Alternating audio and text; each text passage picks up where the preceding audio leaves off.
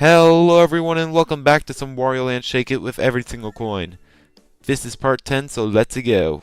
Today we're going to be taking down low-down depths. And low-down depths there are. This is because this level is extremely difficult with this challenge. Mostly because of two reasons.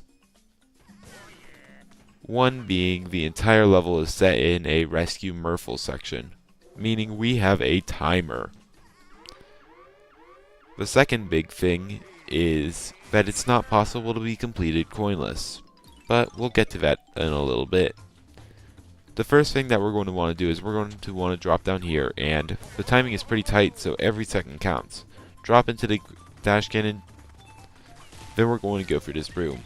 We're going to go through sort of a counterclockwise rotation through it.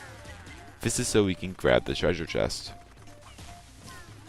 After a few precise slides, we're going to go ahead and jump back and forth. We're going to go ahead and do some pivot jumps before going ahead, and we're almost to the impossible part. Now, at the beginning of this series, I said that I was trying to get every single coin, including the ones in golden enemies. And that's where the problem comes in. We cannot get this golden enemy unless we shoot it. We can throw an enemy at it, which only gives us one coin. We can even jump on an enemy, although it won't give us enough height to reach it. Now, I also tried grabbing an enemy, picking it up, and then jumping on another enemy before throwing the enemy that I was holding. And this worked, actually. I was able to hit the floating bandinero. The problem is, this only gives us one coin as well.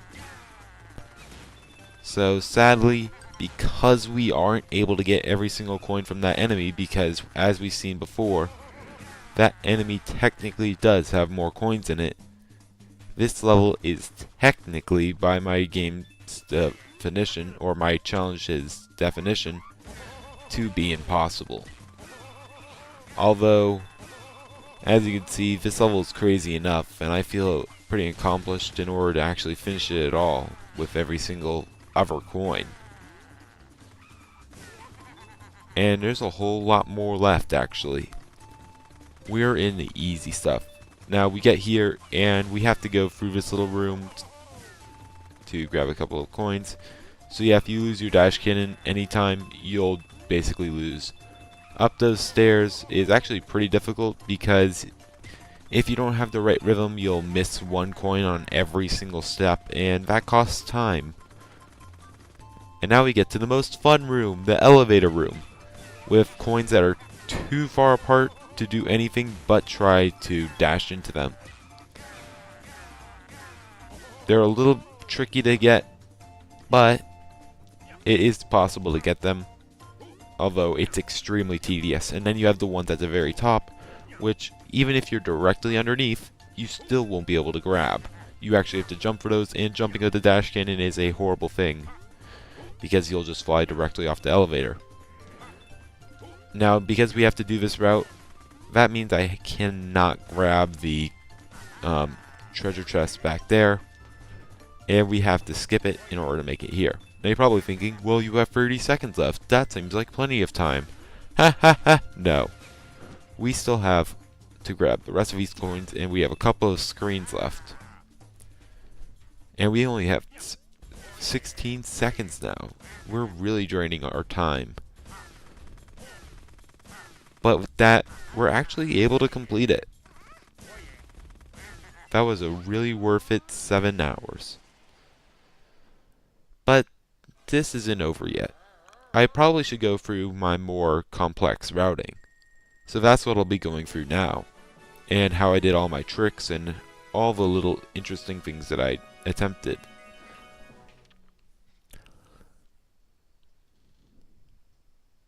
So let's go. Also, this attempt, or I decided to slow down the footage so it's easier for me to explain, and I'm not just rapidly going over things, and I'm actually able to go through things in detail. So immediately, even after shaking the Murphle, I'm mashing 1. This is because if you get the timing right, you're actually able to dash off the starting platform before it disappears. This saves about 1 second. It's not that much time. Next, I move a little bit to the left and don't hit down immediately after landing on the dash cannon, otherwise you'll crouch on it instead of going into it. After doing that, you blast off to the right screen. Here, I go in a counterclockwise formation. This is faster because you can actually get the treasure down here and you don't have to make loops. Well, you have to make 1 loop, but it's a lot faster. You have to go ahead and dash at the right time. You're going to want to dash as late as possible to sort of save time from the actual slowdown of a dash. And here we get to a really fun trick. It's called a pivot jump, or at least that's what I'm calling it, where after being in a dash cannon state, you're going to want to go ahead and, after jumping, immediately go ahead and hit the opposite direction as you are going and jump as soon as you land. This is causing something I call a pivot jump because you pivot around and turn around almost immediately.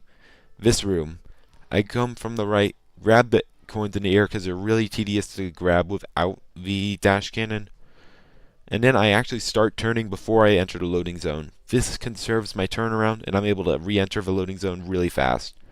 Why am I unloading and reloading the room? Well, that's in order to get these bandoneros, because I have to snipe this golden bandonero that sadly only gives me 1 gold coin as fast as possible.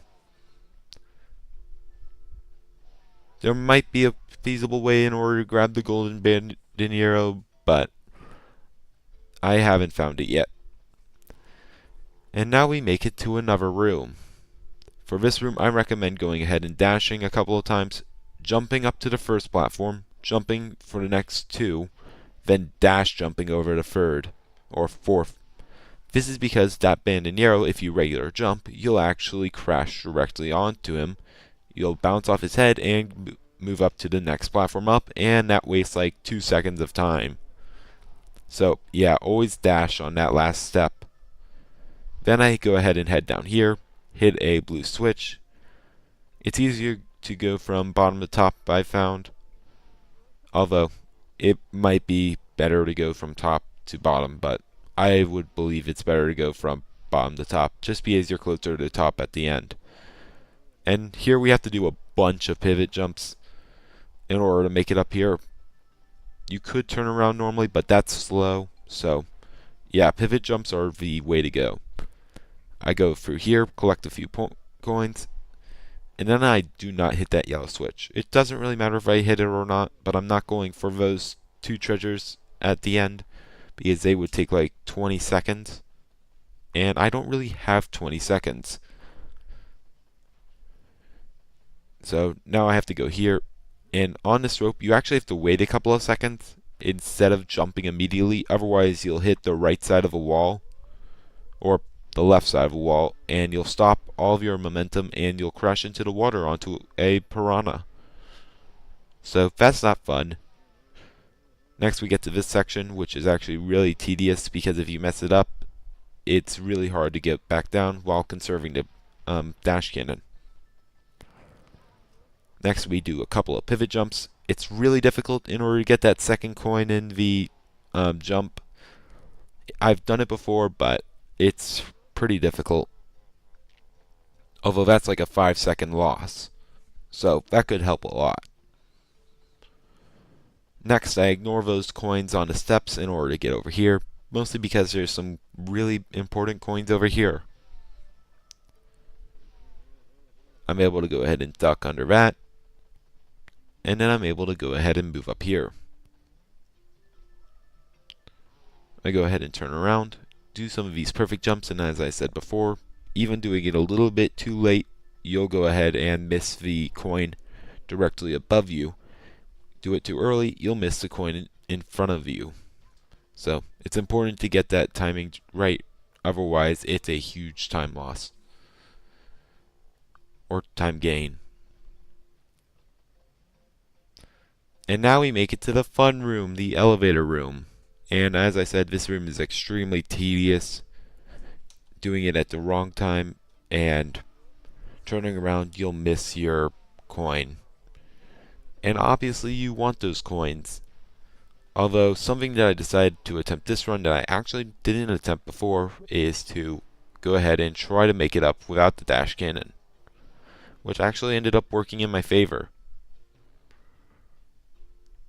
My original plan was to go ahead and go through the loading zone and reload the elevator to save a couple of seconds.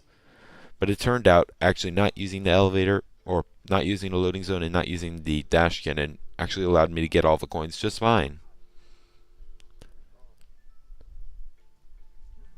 Although it does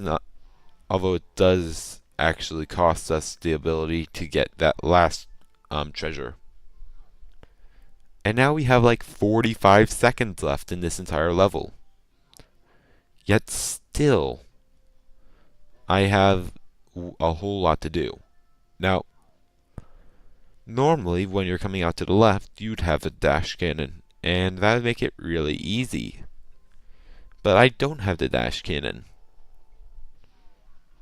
So instead we have to do this the fun way. That being, we have to grab these coins by dashing and by crawling through these little passageways. This might be able to be improved if we were to have the dash cannon, but sadly I did not. And I still had a shot at beating the level. In the future I might go back for this level and try to get the treasure chest, but for right now I feel like that's the best score I can get. 44,820 coins.